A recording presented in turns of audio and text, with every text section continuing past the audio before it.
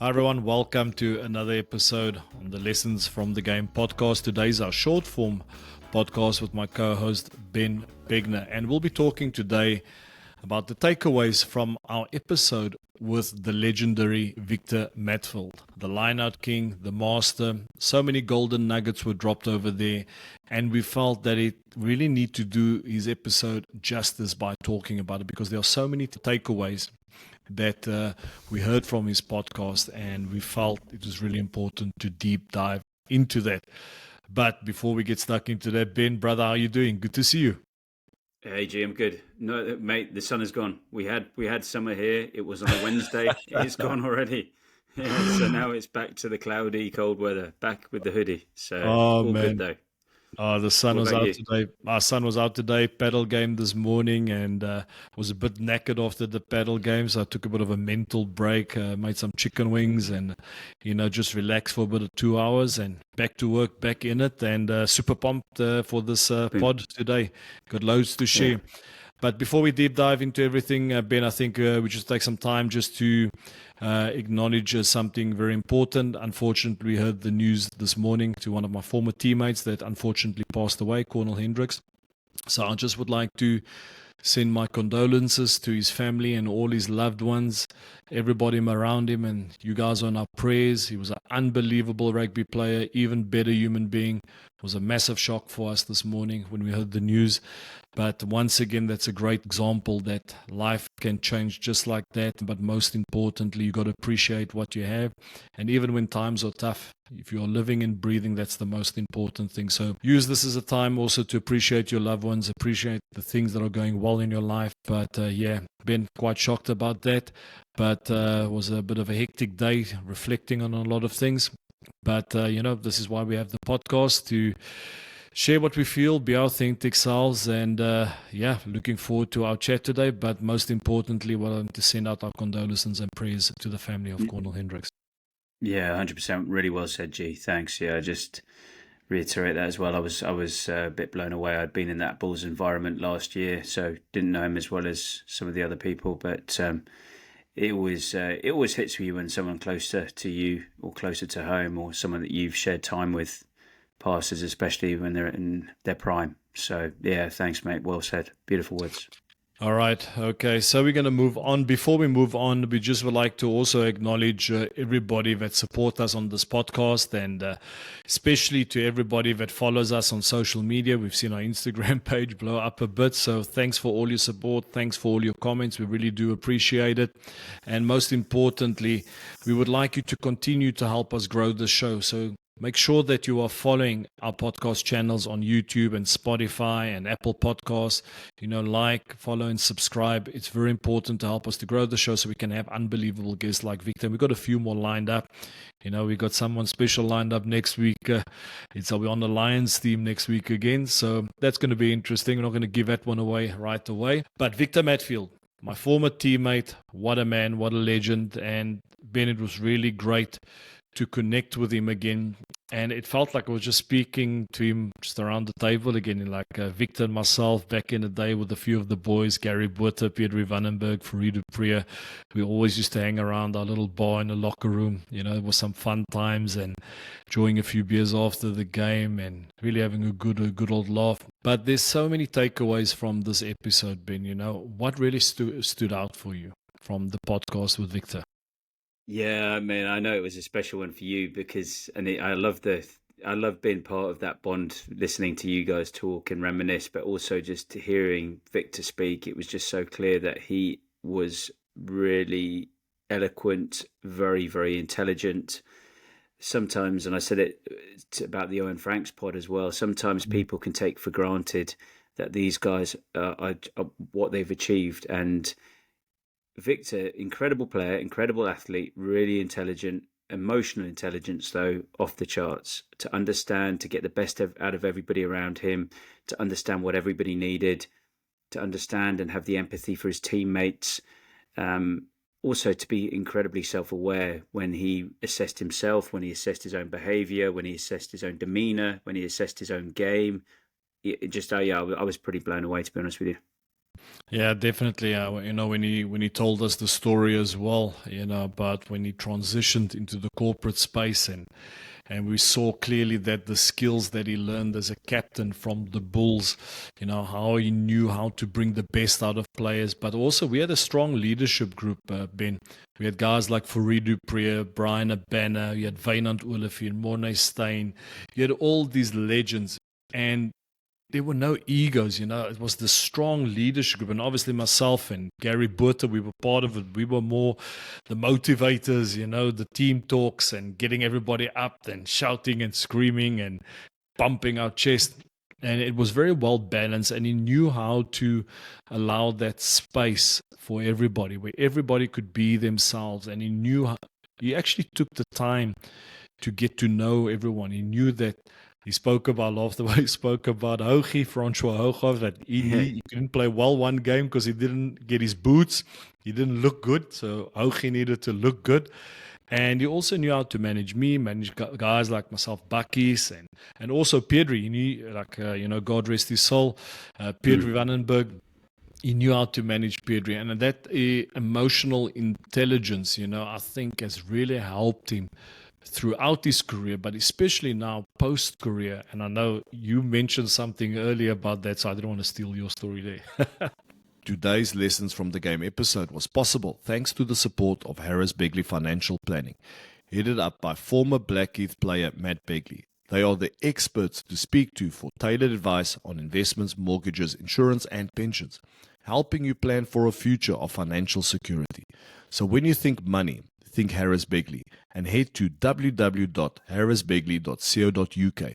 Approver Quilter Financial Services Limited and Quilter Mortgage Planning Limited, March 2025. No, he talked about, when he started in his new role and he wasn't sure what he was meant to do on the day. He's just got there. He's only been there a couple of months. He's been shadowing the CEO. And he starts putting the chairs away, at one of the events. And for me, that just gave this beautiful indication of insight into him as a person. He wants to be practically useful, but also it's just the humility as well. Okay, well, I'm starting at the bottom of this organization. I'm no better than anybody else. I'll learn on the job. And then just applied himself, but sort of was curious to learn. And also really, like I said earlier, really self-aware. He said, but what can I offer? What can I bring? And then, it's, okay, you'll learn.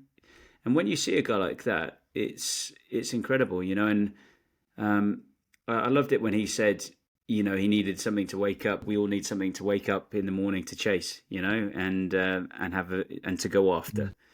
And when you can see that he's transitioned into that corporate space and he's got that thing and he's running after it and he's completely dedicated to it. And yeah, as I said, I was very, very impressed and really enjoyed the interaction between yourselves, but obviously the stories about Heineke as well and the belief and understanding that dynamic a bit better. And it was fascinating. And I've got sort of a theory: when you see these teams that have been super successful, not just once but multiple times, you have a core of strong leaders, a spine within that team. I remember seeing it with that England 2003 World Cup winning team, with your World Cup winning team in 2007. When I was at Wasps as a player, I was on the periphery and I saw from the outside people like Delalio, spine of Shaw, Delalio, all these guys, and they held each other accountable, Ibanez and a few other key people, and they drove that ship and they held each other accountable, and you get greatness. And I see it when I hear you guys, all of the Bulls people that I speak to.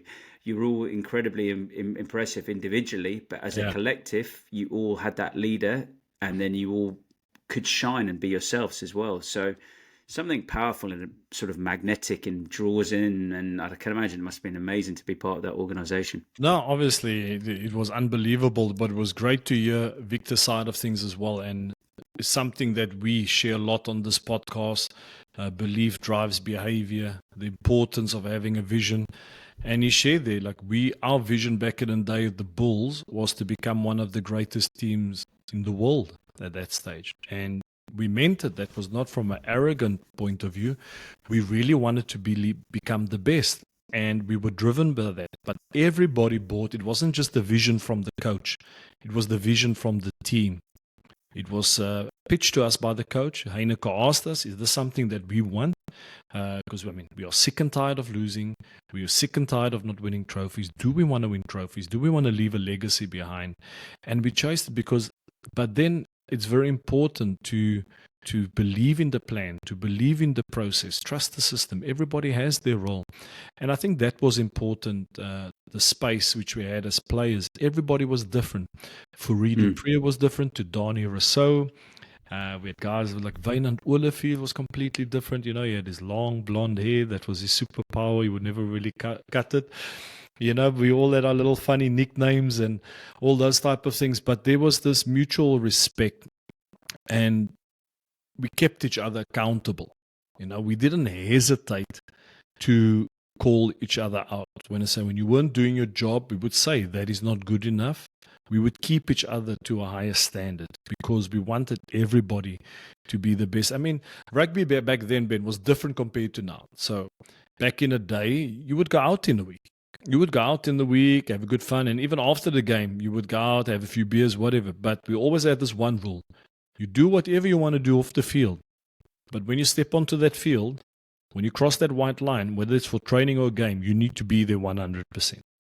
And whenever a player's off-field activities interfered with that, players will say, hey, you got to sort yourself out.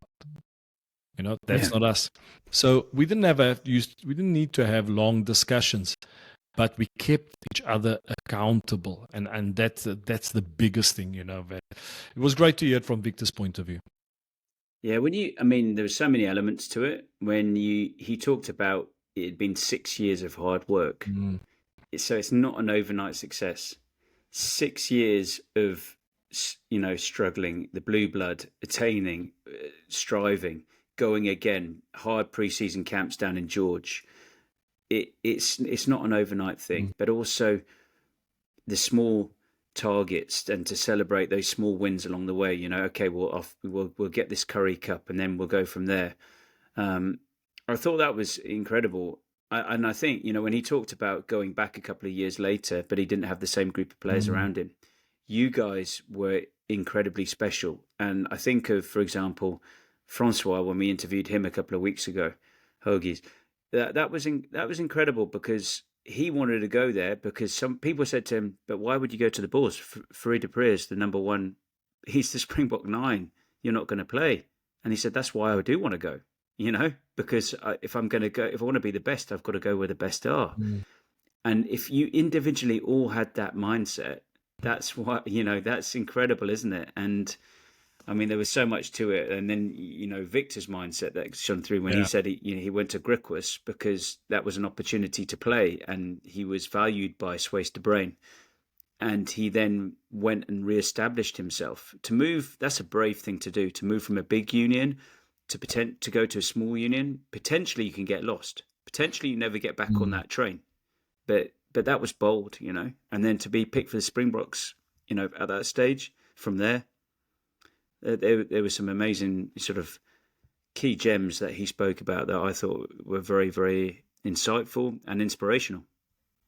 You're talking there about Victor going to the Griquas. A lot of players would have seen him taking that a step back, but in his mind was getting more game time. He would allow him to develop his skill set. And I was in a similar position. And I think especially I'll read it out loud, but we have dads with their sons listening to this podcast, which is brilliant. We received a message from a father that shared his experience with his son listening to our podcast, but I'll share the message in a bit.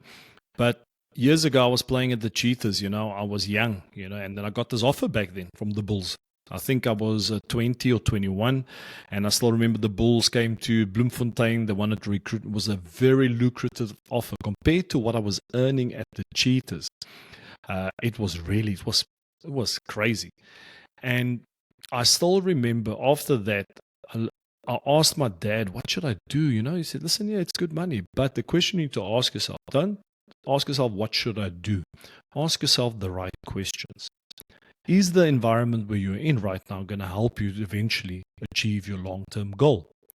What will the scenarios look like if you go to the Bulls where there's a lot of competition? Will you be getting game time? Will you be able to develop as a player? And then obviously speaking to one of my mentors, Tat Botha, back in the day, he just said to me one thing: do you trust me, G? I'm like, yes, obviously I do trust you. And funny story, back then nobody called me G. That nickname didn't exist yet. That started on a Super Rugby tour. That's another story. But he said, it's not your time. I'll tell you when it's your time. And eventually, 2 years later, I went to the Bulls because I knew I needed to stay at the Cheetahs back then because I needed game time. I needed to develop. I needed to evolve as a player. And I think it's important for young rugby players listening, or even professional rugby players, when it comes to making those career choices, don't just look at the digits. Don't look at the numbers.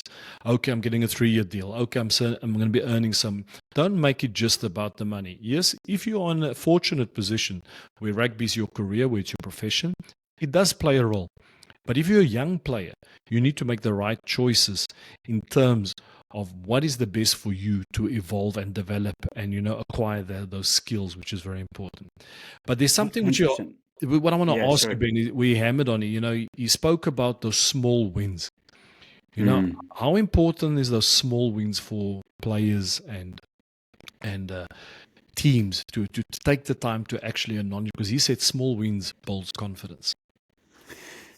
Yeah, 100%. Anything like that builds confidence, and I'd love to interview Heineke Meyer, to be honest with you as well. But the incredible belief, and then how you guys were able to stack that belief with those small wins is significant. Victor referenced that game when you beat the Stormers down in Cape Town, and that mentally changing your outlook, so that when you had to beat the Reds by a certain amount, you had something in the memory bank that you could revisit and go back to and say, oh, we did it then, we did it then. And those small wins, obviously, as you know better than me from that situation, they build that confidence, don't they? What was that like? You tell me about that. I think I actually wanted to, because you actually what I actually wanted to share with you was talk about the blue blood, the blow blood, what it is. Maybe explaining to the audience, because they've heard it from Hoagie, they heard it from Victor, they'll be hearing it from other future guests, and maybe explaining. So basically, blue blood. That was something which Basil Karsis and Heineke Meyer designed. So that was the toughest fitness sessions ever. So it was designed to be unbearable sessions where you didn't think you would be able to finish. I remember we used to do sessions, Ben, where I knew there were still 2 sets left, and I had no idea how I was going to do it. And it really, you were forced to dig deep. We never gave up. You could run slower, you can slow down, but you could never give up. That wasn't in our vocabulary. And these sessions were specifically designed to test you mentally, physically. There were sometimes guys who said, I can't anymore. I can't. Not even being negative. It's just like, I can't. And then you'll just hear someone, but you can. And those were your teammates. Those were your brothers. And that sense of accomplishment when you finish those tough sessions. So we used to have like do crazy things. We do a tough fitness block for 2 or 3 minutes. And then Heineke said, okay, now we're going to keep the ball.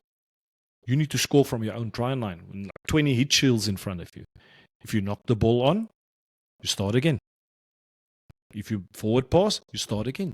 So they were developing this resilience, and we spoke as well about the 4 bleed test that we did, all these crazy things. So the goal behind the blue blood was when certain situations arrived in the game where we needed to dig deep, where the other team was down and out, and we were down and out as well, where we need to be stronger, faster, more resilient. That was the whole purpose behind the blue blood. It was these small, in the beginning, big sessions, and then later small blocks where we knew when they said blue blood session or blue blood block, we knew it was going to be tough. So there we were developing resilience. So when those key moments arrived, like that game against the Reds, everybody was lucid, everybody was fit, everybody knew exactly what they needed to do. And in the final, it paid off. We should have lost that final, if you think about it, against the Sharks, where Brian Abana scored it in. That came down to belief. It could have been done all those efforts, those consistent efforts, keeping the ball, Blue blood. And we actually became our buzzword. Whenever we had a soft moment in the game or we were repeating certain mistakes in the game, then we would just say, blow blood, blow blood. We start shouting, blue blood. And that was a trigger for us. We have it in the bank. It's there. Now it's time to go fetch it, So just wanted to clarify that. And when you talk about that as well, and Victor talked about the 5K run on Christmas Day, and which you guys are sent back from training camp, but this is the program for when we're not together, and on Christmas Day there's a 5K run. And then when he talked about that game in the 83rd minute against the Sharks, and Brian Habana comes off his wing and he scores, and he said, you can say, well, you can ask the question, was it the 5K? Why did we have the physical edge? Why do we have the difference? You could say it's coincidence, but I don't think nothing is by accident, And when you keep mentally and physically chipping away like that, and you're consistent over a long, long period of time, things tend to fall into place, don't they? And it was, very, very insightful. Do you know what? I thought, you talked about your contractual situation when the balls came knocking. Ego can get in the way. Yeah. And self-awareness and being able to look in the mirror is so, so important for young players, young everybody, or all of us. Sometimes you get a bit ahead of yourself, don't you? You think you're better than you are. And one of the stories that Victor told about when Jake White, there was tension between him and Jake White. And Jake White came to visit Heineke, invited him to Loftus, and they all met. And then Heineke said after Jake had left, well, Victor, some of the things he spoke about are true, aren't they? And he sort of confronted him, but we didn't then go, we did. I'd love to ask Victor more around that, because what was the process where he owned that, where he took that on board and said, hold on, okay, I could stick I could dig my heels in, or I could actually go, okay, if he's got a point, what's the, I'm going to have a hard look at myself. What can I change? Maybe he has got a point. Not everybody does that. Not everybody does that. And it's easy with hindsight to look back and go, oh, Victor Matfield played 127 times. But he could have been out then, There's, he could have fallen out with the coach completely because he'd stuck, and died on that hill and made a point. And we wouldn't be talking about him the way we are now. That self-awareness was really interesting. And then the other element when he talked about that was when Heineke brought him off. He came back from being with the Springboks. He said, I want to play. I'm not injured. The Springboks sent him back. He came and played for the Bulls. There was the line-out issue. He was calling it somewhere, Garrett, etc. And then afterwards he spoke with Heineke about it. And Heineke said, well, and there was a lesson for him there. Yeah. But he's still talking about that lesson today, 20 years ago. He took it on board, he owned it, and he brings it to his daily life now in his work in the corporate space. So very, very impressive guy. I really encourage people to listen and have a really good listen and take some notes. That's a great example, because actually what Victor was trying to say is his arrogance got in the way, because there was a plan for that game. Heineke said they're going to start in the front and then build it up and to get the maul going, and then later they will pull it in the back. But Victor obviously wanted to prove a point, to Jake White, to the coaches at the Springbok, and he started straight off the bat at the back and missed it out. So Heineke knew Gary probably needed to build his confidence, starting up in the front, just get that secure ball. And Heineke said to him after the game, it's like, but Victor, that wasn't the plan. Because Victor asked him, why did he take Victor off and not Gary? Because Gary missed the throw. He said, no, but you didn't respect the plan. So there was so many learnings. But what I want to touch base is, because you talk about how do you have that self-awareness, we acknowledge your ego is taking over and you're not on the right track. It comes down to your entourage, Ben. It comes down to the people you surround yourself with. Are those people just there to have those great times with you because you're paying for the drinks, you're paying the bill when you go out to the restaurant? Or the people are just giving you false information? They're giving you information because they want you to fail. That's important, because he fully trusted Heineke. And when Heineke told him, when Jake said, Victor, he's flashy, he's just thinking of himself, he loves being in the limelight, he wants all the attention, driving the flashy cars. And when Heineke said to him, but he's right. And that hit him. That's where it hit him. And that's where it's honest. And that's why you need those type of people around us. I take, for example, Ben, I was doing an exercise actually earlier today where I was writing down, I'm on this other journey, I'll dive into that later, but I had to write down a list of 5 people currently in my lives, that has a massive impact. And you were actually on that list because the criteria was that people that enrich your lives, people that actually inspire you, people that call you out on your bullshit at times, that's important. And we'll be always honest with each other. And that's important for young rugby players that is listening. Make sure you're surrounded by the right people. But most importantly, make sure that you are listening to the right people. I think that's very important because that's something we don't always talk about. Who are you surrounding yourself with? Who are the people around? Are they toxic people? Are they energy vampires? Are the people that are giving you energy, all right? Are they sucking the life out of you? So that is a very important lesson that, once again, it's important to have someone that you trust. And I just shared actually another clip of Owen Franks where he was talking about staying in the middle. They use about how you manage those highs and how you manage those lows. You can't just be on the highs and then go to low. You got to stay in the middle the whole time, staying humble. And that came down from someone that he trusted as well, which was, I think it was Scott Hansen, if I'm not mistaken. So Loads of lessons there, man. But I know before we go, anything else that hit home for you, Ben? You know what? I mean, we've spoken about quite a bit, but it all hit home. Really did. I really enjoyed it. It was probably between that and Owen my 2 favorite interviews so far. Just from being blown away, not necessarily because of the content, but because I wasn't expecting to be blown away like that. And to have that self-reflection. And it's very easy to fall into that trap of thinking this guy was an incredible athlete. He was naturally gifted. He worked hard, but we all work hard. And instead of actually what we got an insight into, which was all the stuff we've spoken about today, how he analysed his game, how he knew what to work on, how he had the self-belief, but how he developed, how he became, this is going to be my super strength, how he then, etc., developed other areas and reflected and went on that journey. So it was really good. And I've got 2 questions I need to ask him anyway. I want to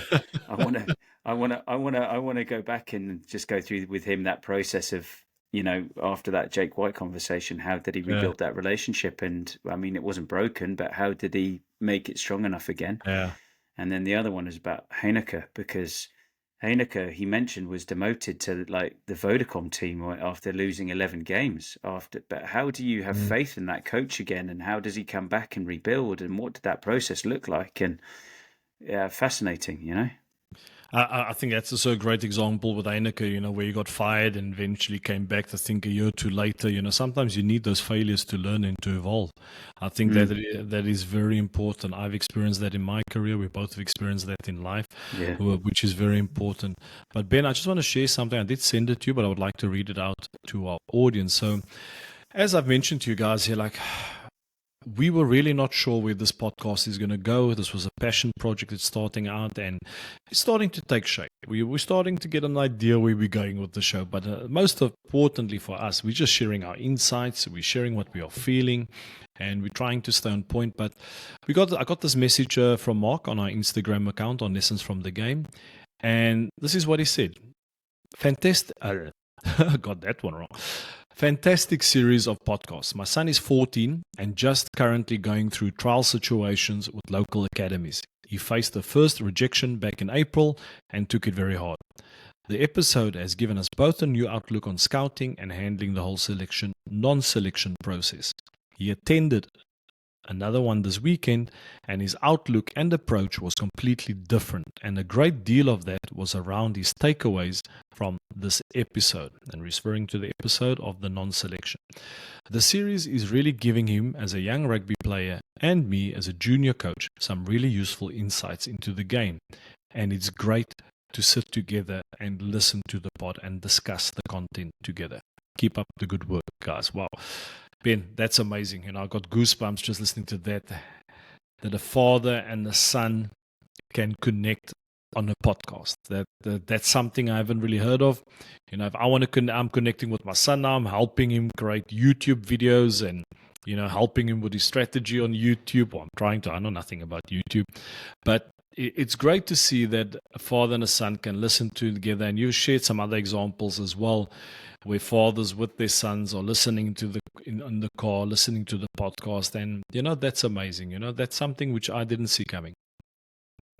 Yeah, it is beautiful, man. It's really, really good. And, you know, and not only the time they're sharing with a common passion and a common interest, but also, you know, hopefully some guidance there from the stuff that we've spoken about. You know, when we've spoken about some of those hard stages of life and of our sporting careers, or, you know, our sporting journey that we go through, that we all go through, the ups and downs, that roller coaster, how to handle those different situations. And so, yeah, it's a real privilege to be able to talk about them and hopefully help some people. So thanks for the feedback, Mark. Really, really appreciate it. No, awesome. And I hope I didn't betray your trust, Mark. I hope it was okay to share it. Let me know.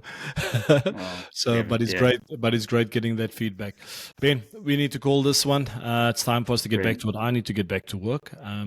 But I think I just want to, once again, thanks all our listeners. I want to thank all our listeners and our viewers for all the support. We can remember to like, follow, and subscribe, because we realized that a lot of people are not actually following or subscribing to the show. They are listening. We're getting amazing feedback, but also don't hesitate to leave comments on Spotify or on YouTube. We would really appreciate that. And just keep sharing the podcast with your friends. And we are looking forward to next week's guest, Ben. That's going to be an interesting one, because we had to delay the release of that guest for various reasons, but we'll be giving you a few clues over the next few days, and hopefully you guys will figure that one out. All right, Ben. Brilliant. Thanks for a great chat. Great one, man. Cheers, all buddy. Right. Keep well. Cheers, man. man. Ciao, bye.